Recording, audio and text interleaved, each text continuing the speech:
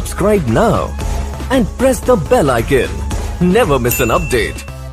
Hello everyone, you are most welcome at exam world. Video start करने से पहले जो भी न्यू एस्पिरेंट्स हैं उन सभी से रिक्वेस्ट है, please subscribe our YouTube channel for new notifications related to JNU. दोस्तों, आज का जो वीडियो है उसमें हम बात करेंगे क्वार्टाइल डिस्ट्रिक्ट्स के ऊपर और जो गैप ईयर है उस विषय के ऊपर। बहुत सारे स्टूडेंट्स का मैसेज भी आया था मेरे पास कि सर क्वार्टाइल डिस्ट्रिक्ट में किस तरह से मार्क्स मिलते हैं या फिर जो गैप ईयर है वो किन कंडीशंस पे होता है। तो सबसे पहले मैं बात करूंगा क्वार्टाइल डिस्ट्रिक्ट के ऊपर। क्वार्टाइल डिस्ट्रिक्ट आपको मैं बता दूं, क्वार्टाइल का मतलब होता है बैकवर्ड, पिछड़ापन।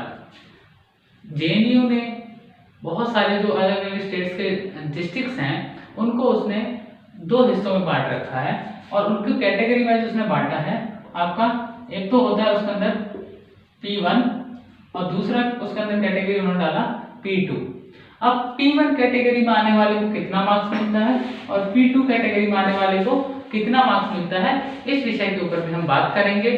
साथ ही साथ जिन स्टूडेंट्स ने अभी फॉर्म भरते वक्त अगर उनका जो डिस्ट्रिक्ट है वो क्वार्टाइल में आता है लेकिन उन्होंने उस पर नो कर दिया तो प्लीज जब एडिट का ऑप्शन आए तो उस पर यस कर दीजिए। आपको लिस्ट ऑलरेडी मिल जाएगा।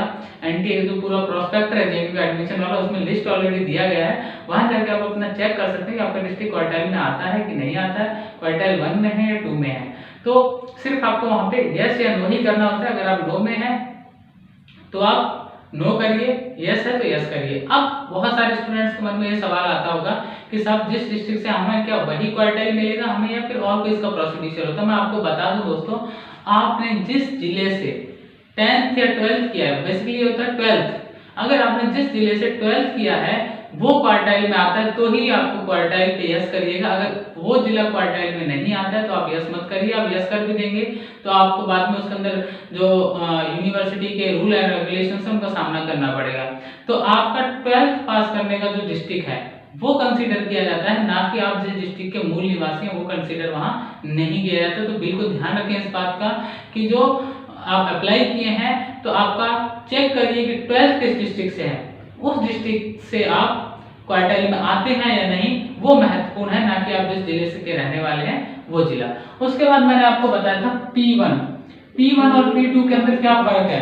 P1 और P2 के अंदर एक फर्क है, बेसिक सा फर्क है कि P1 के अंदर अगर आप P1 में आते हैं तो P1 में आपको मिलता है दोस्तों 6 मार्क्स, ठीक है। लेकिन अगर आप P2 में आते हैं तो P2 में आपको मिलता है 4 मार्क्स। जो डिस्ट्रिक्ट का क्वार्टाइल वाला बता रहा हूं मैं, उसके साथ साथ आप अब सपोज दैट आपका 74 मार्क्स आपने खुद से स्कोर किया है, ठीक है, और आपका कट ऑफ चला गया 78 और आप आते थे P2 में, क्वार्टाइल डिस्ट्रिक्ट P2 में। अब फायदा क्या होगा आपको, 74 में आपको 4 मार्क्स यहां से मिल गए यूनिवर्सिटी की तरफ से, आपका आ गया 78, आपका सिलेक्शन हो गया, ये फायदा मिलता है। लेकिन ध्यान रखना है पासिंग डिस्ट्रिक्ट, जिस लास्ट क्लास जिस स्टेट से आप जिस डिस्ट्रिक्ट से सॉरी पास किया है उस डिस्ट्रिक्ट के जो क्वार्टाइल में आता है नहीं वो कंसीडर किया जाएगा, ना कि आप जिस डिस्ट्रिक्ट के रहने वाले। बहुत सारे स्टूडेंट हैं वो जिस डिस्ट्रिक्ट में रहते हैं वो तो क्वार्टाइल में आता है, लेकिन जिस डिस्ट्रिक्ट में उन्होंने 12th किया था वो डिस्ट्रिक्ट क्वार्टाइल में नहीं आता है। या फिर बहुत सारे स्टूडेंट रहते ऐसे डिस्ट्रिक्ट में है जो क्वार्टाइल में नहीं आता लेकिन उनका 12th जो कंप्लीट हुआ है वो क्वार्टाइल डिस्ट्रिक्ट में आने वाले जिले से हुआ है। तो ये आप लोग लिस्ट को अच्छे से चेक कर लें, एडिट का ऑप्शन आने वाला है, उसके बाद आप उसे यस कर दीजिए वहां पे, तो आपका ये क्लियर हो जाएगा। P1 कैटेगरी में मैंने आपको बताया 6 मार्क्स मिलते हैं, P2 कैटेगरी के अंदर 4 मार्क्स मिलते हैं। साथ ही साथ जो कश्मीरी माइग्रेंट्स हैं उनको भी मार्क्स दिए जाते हैं। तो अगर आप में से कोई कश्मीर से माइग्रेंट है, विस्थापित है, तो उसको भी मार्क्स दिए जाते हैं और इसकी मैक्सिमम लिमिट होती है दोस्तों, वो होती है 12। ये लास्ट लिमिट है, 12 से ऊपर मार्क्स आपको एक्स्ट्रा नहीं मिल सकते हैं। तो ये आपका होगा क्वार्टाइल डिस्ट्रिक्ट को लेके सस्पेंस क्लियर। उसके बाद मैं बात करता हूं अपना गैप ईयर।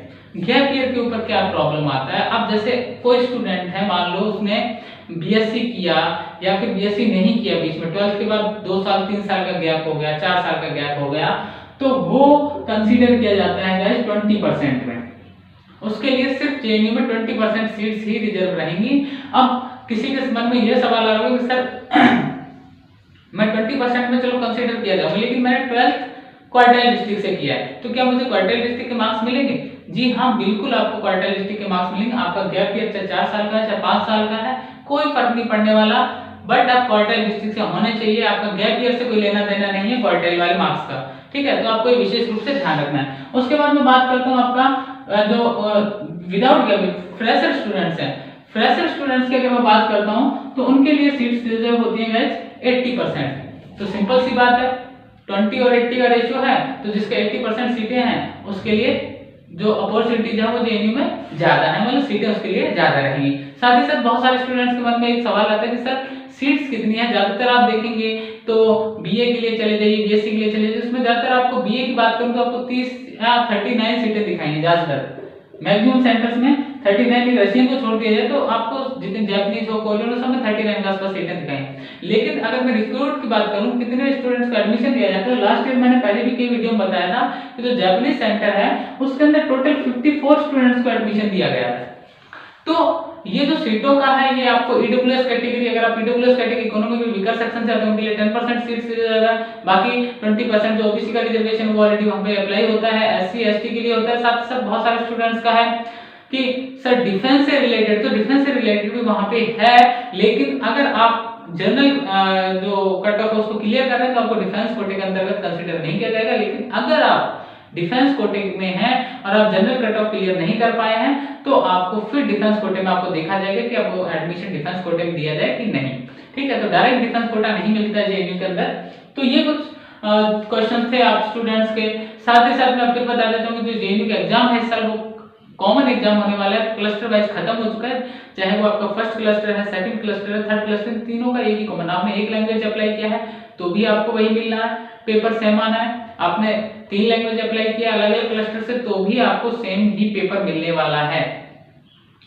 तो ये जो क्वार्टाइल वाला था और आपका जो गैप ईयर वाला है वो मैंने आपकी सारी, आई होप आप सभी की वो प्रॉब्लम्स क्लियर हो गई। फिर से मैं बता दूं, क्वार्टाइल डिस्ट्रिक्ट जिस डिस्ट्रिक्ट में आपने 12th किया है अगर वो क्वार्टाइल डिस्ट्रिक्ट कंसीडर कर रखा है जेएनयू ने तो ही आपको मार्क्स मिलने वाले, अन्यथा उसमें झूठा यस मत भरिए। अगर आप किसी फॉर एग्जांपल आप बिहार के भागलपुर डिस्ट्रिक्ट से बिलोंग करते हैं, ठीक है, लेकिन आपने 12th किया वो पटना से किया, आप सपोज करिए भागलपुर तो आपका क्वार्टाइल में आता है लेकिन पटना आपका क्वार्टाइल में नहीं आता है, तो आपको क्वार्टाइल नहीं मिलेगा क्योंकि आपने 12th कहां पास किया, पटना से किया, लेकिन आपका जो मूल निवास था वो कहां है, क्वार्टाइल डिस्ट्रिक्ट में, तो आपको मार्क्स नहीं मिलेंगे, वो प्रॉफिट आपको नहीं मिलने वाला है। अब सपोज करिए आप पटना के रहने वाले थे और आपने भागलपुर में क्या किया, 12th कंप्लीट किया।